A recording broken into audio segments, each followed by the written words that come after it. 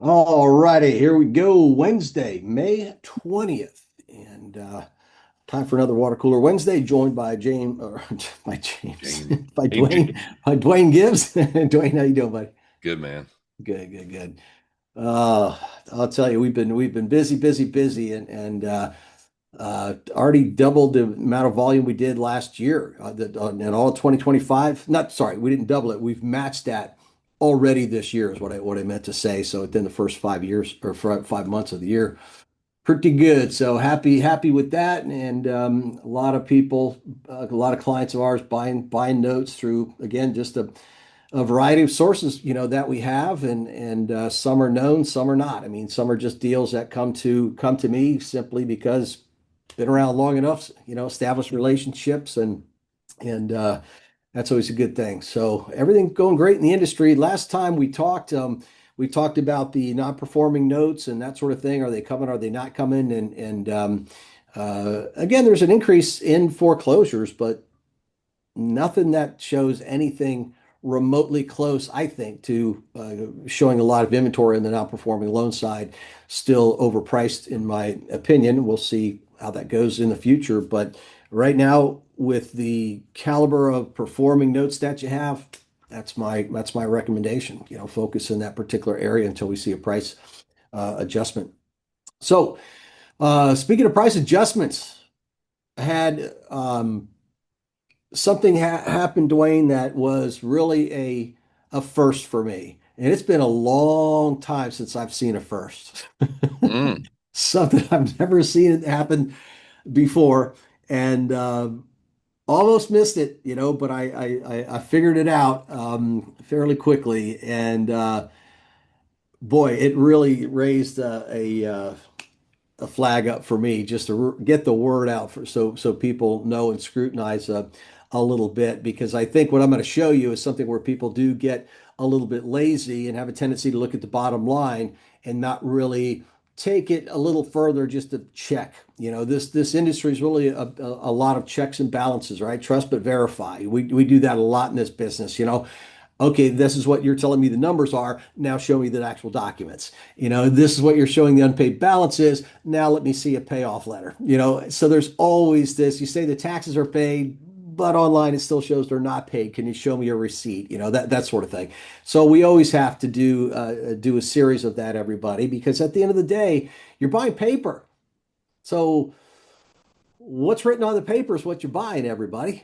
So that's why you've got to understand what's in that paper, and just realize that no matter what you are told in a summary form in writing or verbally, it's in the details of the paperwork is what you should always go by. So got a good case study for you here, and when I start this, I know, Dwayne, you're going to go, oh, we covered that one. We did. But I want to do a refresher on this deal for everybody. So I'm going to go through this one pretty quickly because I know I've talked about this on a water cooler before, because it's a recent deal that we were working on, and it's a good illustration. So just as a recap, I'm going to do that. Then I'm going to show you what came up and why you all need to be aware of this and make sure that you follow through just the way I show you after this. All right. So stay tuned. Don't tune out if you think you've seen this example. You're going to see a big Stay change on here. tuned. Stay Okay. tuned. So this is why this was a good deal to begin with. You got a property here that's worth about 100,000 bucks. They owe 46. They owe $51,000. We're buying it for 46. So right away, our risk is covered. Right. We're in it for about less than half of what the value of the property is. So our ITV box is checked. It's already written at 9.9%. We're getting it at a discount, pretty good discount.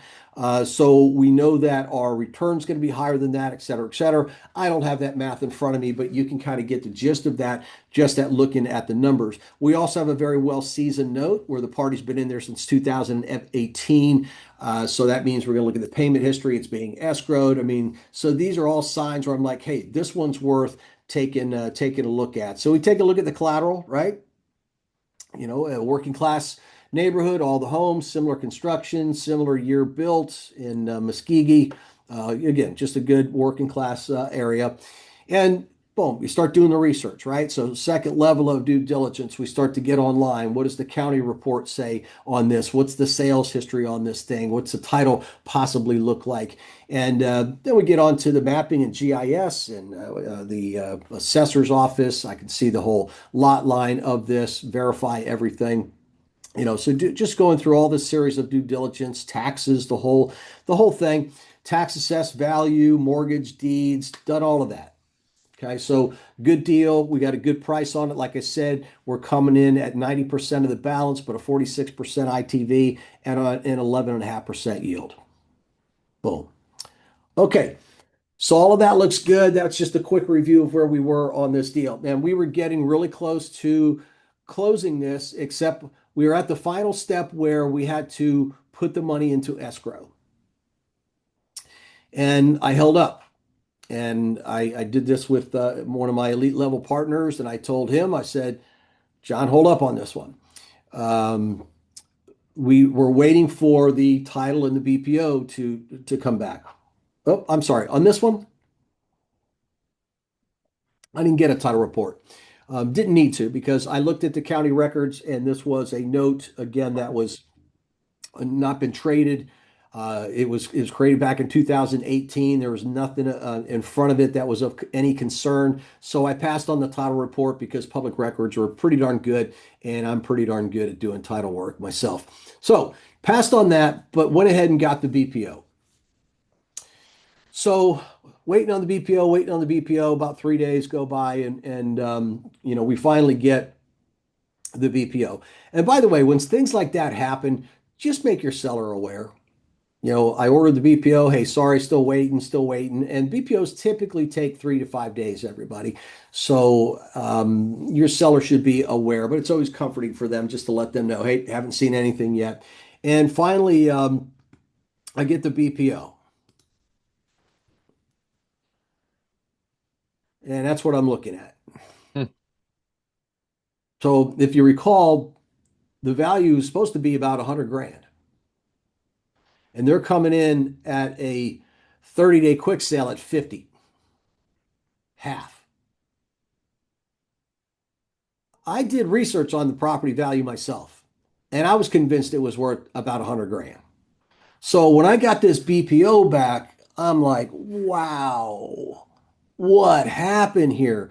Because obviously there's no way you can pay $46,000 for a house that's worth 50. Plus they owe 51. So hit the brakes, right? It's like, wow.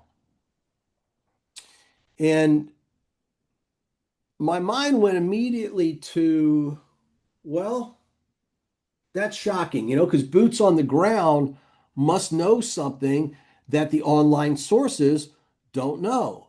And that can happen, everybody, because the online sources use algorithms. They don't, know the condition of the property. They don't know, what's exactly going on in a particular area, recent news and events in the area. You don't know. It just takes square footage and does all these algorithms and comes up with the value. And all of those kind of indicated 100,000 bucks. I was like, man, this just stinks. So, because we can't do it. Uh, So you start thinking, well, what else can we do? Right? Because I still like the house. Okay, it's not worth as much as we thought, but could we do a partial?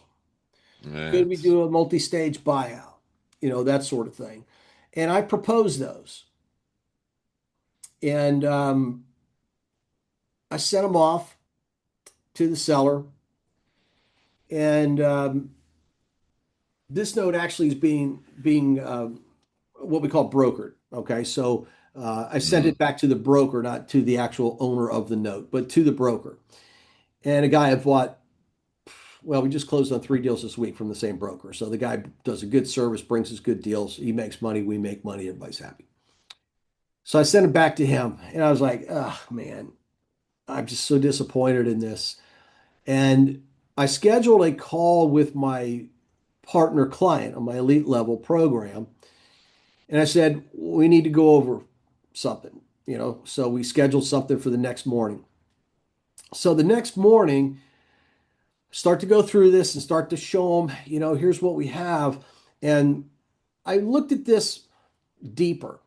And that's the lesson in this. Look at these deeper rather than just the conclusion, okay, which we all have a tendency to do. I was so concerned about that value, I didn't look how it was established, right? I just went right away to solution. So looking at it closer, I'm like, God, this doesn't make sense to me because even in the same BPO, those trend lines are all up. Yeah. You know what I mean? It's like it doesn't make sense to me that this thing is only worth 55. They haven't sold for 55 since 2005. If you look at all these trends, and this is in the zip code, you know what I mean? So I've started looking at this, I'm going, God, that is so weird. And this property must be in just horrible shape. And then you look at the pictures and you're like, I don't get it. And then the devil's in the details, everybody. So those of you not familiar with the broker's price opinion, Uh, here's what they do. You have your subject property on the far left.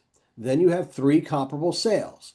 And then you have another page that has your property on the left and then three comparable listings. And there's a difference between listings and sales, right? Sales are deals that obviously have closed. Been a yes. proven transaction. Listings haven't been proven yet, right? So the listings have a tendency to show trends a little higher prices where the solds show what actually happened here. So these comps were within 2 miles, nothing wrong with that at all. Um, these were all through MLS, so these were all arm's length. There were no REO sales or anything like that. They weren't distressed sales. You got some in 2026, you got some at the end of 2025. So the dates were all good. So that part all looks good.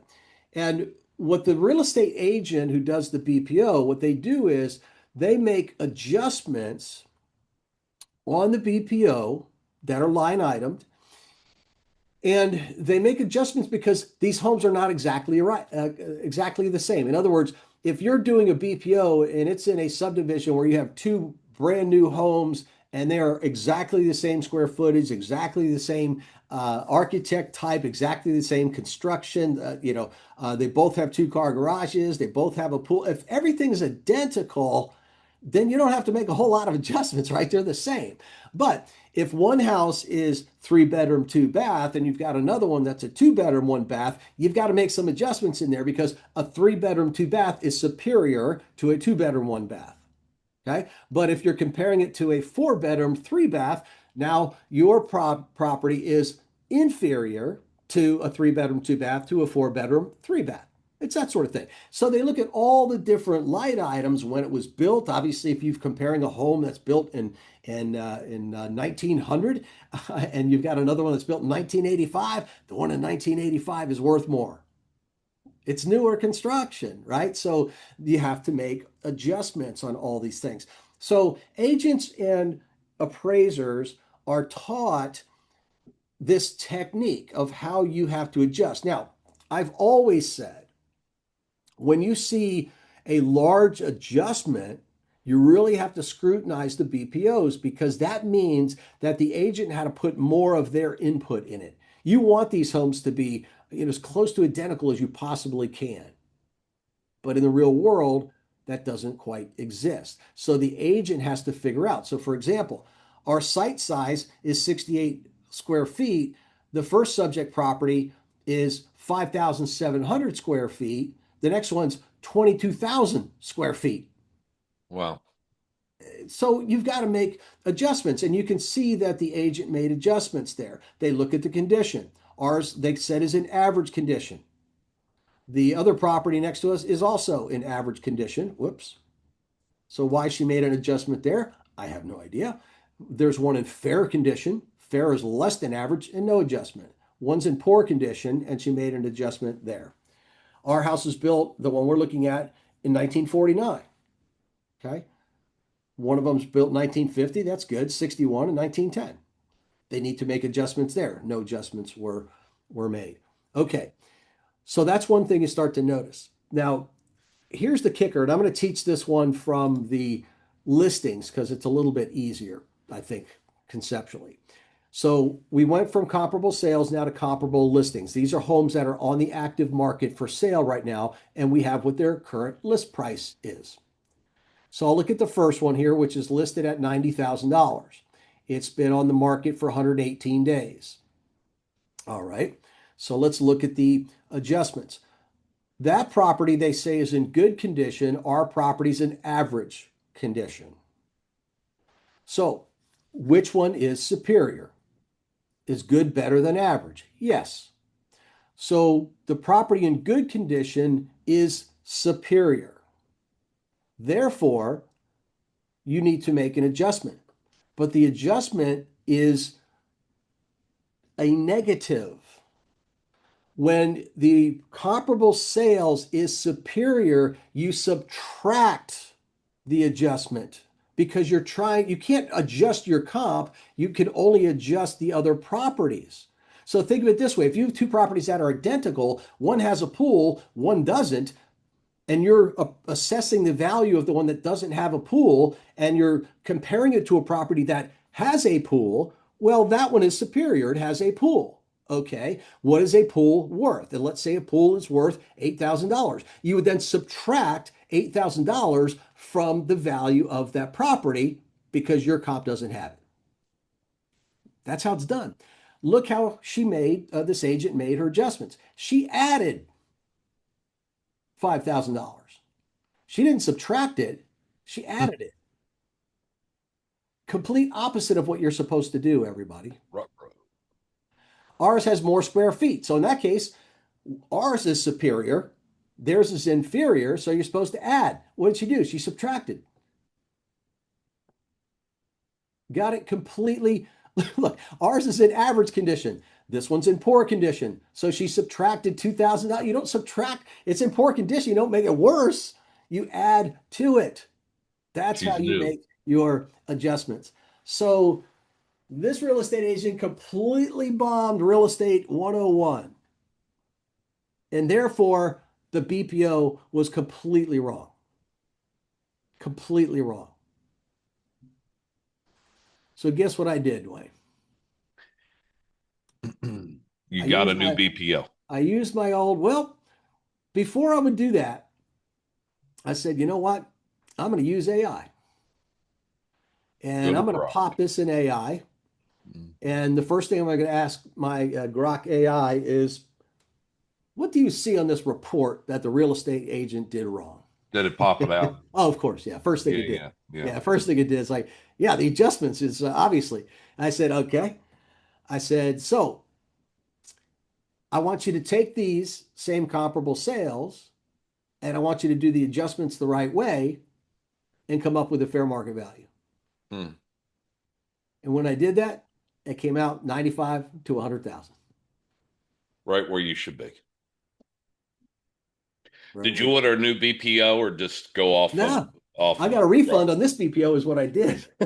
I went back to the company where I ordered this and I said, you know what? This has never happened to me before. I've never seen it before, but here's the problem with your BPO. I sent them a copy and showed them, where the mistake was. And I said, that is a huge mistake. That's real estate, 101.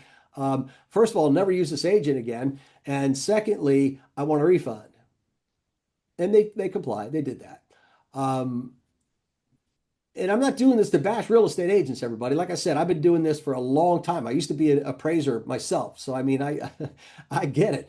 But man, that could have completely we probably would have missed out on this deal on just something as erroneous as that, where the evidence was right there in front of me. And that's why I'm saying you can't just look at the bottom line of what the BPO was. Take a little bit more time, go through it, see if it was done properly. And these days, when you can run it through AI and all that, it makes it a little bit easier to do that. You have to know again the right questions to ask the AI. But that mistake, just pluses where minuses should have been, and vice versa, could have completely blown this deal unless they'd gone back and started to go through that with a little finer tooth comb and discovered what the error was. The other thing to remember BPOs, I paid $100 for this BPO. Now I order it through one company who probably takes $25 just off the top for facilitating it. They send it to the valuation company who's taking a cut. So the real estate agent who did this or does these agents, they might make 50 to 75 bucks. That's it. And I'm pointing that out for this reason. I I know a lot of real estate agents in town. A good friend of mine owns franchises of real estate companies. One of the guys that we get together with, he's one of the top sales guys, not only in Florida, but in the country. And he sells several hundred homes a year, just as a sales guy. You think he's going to say, "Ooh, but I got an opportunity to do a BPO for 50 bucks, for 75 bucks?" Of course not. Of course not. My point being, you're not getting the top agents to do BPOs. I'm just going to be fair and honest. That's how it works. You're not getting the top level real estate agents doing these BPOs. Why? Because they're out selling houses. They're making money. They don't, this would cost them money. You typically are going to have newer agents that can supplement their income until they start getting some sales going. Look, real estate sales is rough. It's getting started, man. Really tough. So I Oof. get it. And that's what I mean. I'm not beating up on the agents, but this one just completely got it wrong. The other thing I pointed out to this company is most of the time on BPOs, towards the bottom of the report, these are screenshots, there's a sign off by a supervisor. There's usually a supervisor who does what I just did, just goes through and kind of, reads their comments and looks at the numbers and makes sure everything's correct. They didn't have that in this. And I pointed that out to them as well. So I don't know if I like this vendor that they're using, and definitely going to look at other vendors because they don't have that in place because it puts doubt on everything that company would send me now. I've got to go through and scrutinize. Where in my mind, hey, I'm paying for a service. You have at least somebody who sits there and goes through these before you all send them out. You know, so that's a first. Pretty Yeah, great. I mean, I and it goes to show that you just have to know what you're looking for. Before we started the call going live, I was telling you about a new potential student coming on board working with you, and he was asking about deals, and the conversation, and Mhm. it's like, listen, you gotta know what to look for, how to identify a deal, because someone that has seen that does not have the experience could have said, you know what, I'm throwing my hands up, and they pass on a deal where Yeah. there was no need to pass on it. And so I think it's just another professional set of eyes that is very important. And that's what I explained to him. Having your knowledge, your experience, your set of eyes on a deal, looking at it to help somebody pull the trigger. I mean, it's so valuable. It's so Yeah. valuable. Yeah. Yeah. There's deals where some people don't see deals because they don't know how to creatively counter. There's deals that look like deals that aren't deals Yeah, that people right. will buy because they're chasing that yield bait and not a good thing to do. In fact, on my X account yesterday, I was going through a known source looking at notes, and I've seen this guy listed a bunch of stuff for sale, and he has them all at 100% of balance. They're all new notes, and he wants 100% of the UPB. And it's just like, oh God, it's like, and why? Well, because he wrote him at 11.99%. So he's dangling that carrot of yield out there that bait of yield that some people are going to take a bite at because they go, oh, I put this note at 12%. Yeah, but you got no discount. So you took on 100% of the risk with 100% of the money. The seller's getting 100% of their money out of this deal, taking on no risk. So they did a complete risk transfer to you, and you paid them a premium to do that. Congratulations. You can't. So I wrote a little article about that and posted that on X. I got some good comments on that, by the way. People like, thank you. Yes, exactly. It's the best response I've seen to something like that, and it's a recent trend. People are starting to do that, everybody. And who are they looking for? They're looking for the inexperienced person who's chasing the wrong number. Absolutely.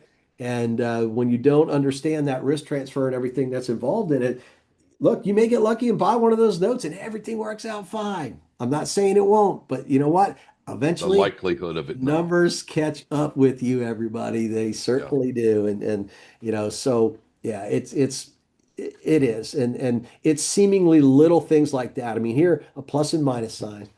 There was simple math that could have potentially destroyed this deal. So we closed on this deal. Yeah, it's being funded and already, and they're signing documents, and everything's good that's on good. that. Yeah, it turned out where we thought. But I'll tell you, the other thing is AI can be your friend. It's not going to solve every issue, and it's definitely made mistakes. I've caught AI with mistakes where I've had to go back and say, well, wait a minute. It said something like I caught him on one that said, oh, the notary has expired before this was signed. And I'm looking at it and going, no, there's a stamp there that shows otherwise. So I pointed out and said, well, if you look at the stamp, and it goes, oh yeah, you're right. Yeah, it's like, yeah, Yeah. okay. Corrected AI. Um, but I used it this morning as well for deep level help. I've got a client, long-term client. He has had a note since 2018, and it paid off early, and he's That's waiting on his terrible. payoff from the service company. And the service company is pushing back, saying, you got to send us the recorded documents. So he schedules a call with me, and I go through it. I said, yeah, these are the documents, but they do have to be recorded. Now, if you've already recorded them, because he didn't remember, right? He had 2018, right? He goes, I don't know if I recorded them or not. I said, well, if I was helping you, chances, I would have told you you need to record them, but that county doesn't have public records, so we couldn't look it up. So I said, call the county, tell them what you're looking for, and that sort of thing. So he did, and he emailed me this morning or last night, but I just got it this Wasn't morning, recorded. and they were recorded. They were. Yep, everything was recorded, stamped, everything else, and he sent them Really? off to the service company. And then the service company got back to him and said, that is not an assignment. That looks like more of a purchase and sale agreement. And I think your paperwork is wrong.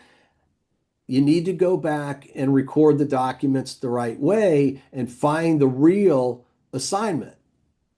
So he sent that to me, and he's just like, I, I don't know what to do. Now, in defense of the service company, they're licensed, bonded, everything else, right? So if they're doing a payoff, they have to make sure that the money is allocated the right way. Escrow money goes Sure. back to who? This money goes to you. This is there any money that has to go here, pay off something else? So I get it. They have a process and a procedure that they have to do, and it's a lot easier if they do it right the first time versus paying everybody and then having to claw some money back, or be held liable through their bond. So I get that part of it as well. So he sends the documents to me and he goes, what do I do? He goes, I'm at a loss here. So I went through a process with AI, and it was several steps to get it to think the way I was looking at thinking about this one. And I finally got down to the point where I said, okay, so according to this, that, and the other, the servicing company is wrong. This is a legally valid assignment in this particular state. So I said, I need you to outline using state statutes in each one why this is a proper assignment in this particular state, which it did. And then I also had it write a letter, with that same thing. And I said, put the links in there if people want to research this one. So, and again, I can't, nobody can know every state, every county law on a lot of this stuff, right? You just can't. And the service companies have to every year have continuing education, but laws change, things like that change. So I certainly don't expect a servicing company to know every single law. And it just, in this instance, they're wrong. This is a valid, it doesn't look like other assignments. It was a very simple assignment. So it's not something that you're used to looking at. Usually assignments are at least 2 pages, and have a little more detail to them. This state doesn't require that. It just Mm. requires 4 different ingredients, all of which were there. So it's something that the service company was not used to looking to, but I did what they weren't willing to do, which was again, do the research, and again, you probably don't, a lot of you wouldn't know what to ask AI right now, because great, it's a good tool, but you got to ask it the right questions and prompt it the right way. So I just kind of took where I thought it was going and I got all the statute and everything else and had the letter sent it off. So to be continued. We'll see. So I sent it to him this morning. He's like, awesome. I'm like, all right. So let me know. Let me know Yeah. what they say. And I would expect, being had quoted in there all the different statutes and what the statutes say very briefly. I think they'll go, okay, as long as we look, everybody's looking for that. Okay, as long as we're good and we have the state statutes, we'll release it. Yeah. I Yeah. just had to bring them to the table on that. So pretty cool. Good. Yeah. Another good So lesson. yes, indeed. It's all in some of these details, everybody, and it's like I said, the BPOs are first, that I've seen because I've looked at a lot of BPOs and never saw that mistake before. And I've seen comps that I don't like, stuff like that. But that was the first one, so always something to learn. But it's that accumulation of knowledge, that gets you to that point where you're not surprised too much on anything. So again, as we always say, if you're looking to, take your business to another level, we can help you with that. If you're brand new to this and some of what I said even may not have made a whole lot of sense, but you kind of get it. Don't feel overwhelmed that you can't do this, especially when you have the opportunity really to work with someone like myself and get direct advice from me in reviewing deals, just like I did for my client this morning. He's like, I don't know what to do. Well, let me look at it. Let me see what we do. Here's your solution. That's what it comes down to. And nobody else offers that, everybody. So find the website, kevinsfortel.com. Visit us on YouTube. Subscribe to that. You'll find a Calendly link on there. Schedule a call with Dwayne, and we can talk and make sure that we're uh, putting you in the right direction on all the different services and products that we have. Sounds great. Sounds good. So until next Wednesday, have a good, is it fourth? No, it's not Memorial Day this weekend, is it? Memorial weekend. Yeah, that's this weekend. Is it this weekend? Yeah. Yeah. Always used to be my birthday weekend, and now I guess they just bump it up to the week before. It used to always be May 30th. I guess that changed a long time ago. Yeah. But You have birthday coming up. That's right. yeah, yep, yep, Young yep. man, young End of the man. month, end of the month. So very good. All right. Thanks as always, everybody. And look forward to talking to you again real soon. See ya. Bye now.